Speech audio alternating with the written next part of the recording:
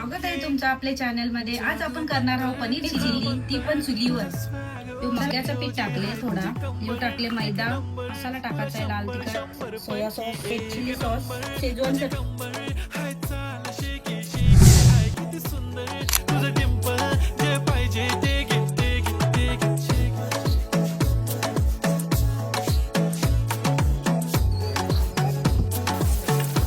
लसूण मिरची टाक।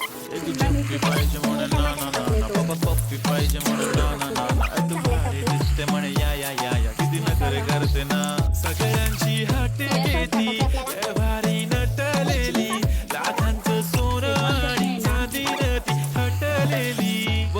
एक नंबर तुझी कंबर, चाल बेबी बेबी, हाय किती सुंदर तुझं डिंपल, माझी छान बेबी बेबी।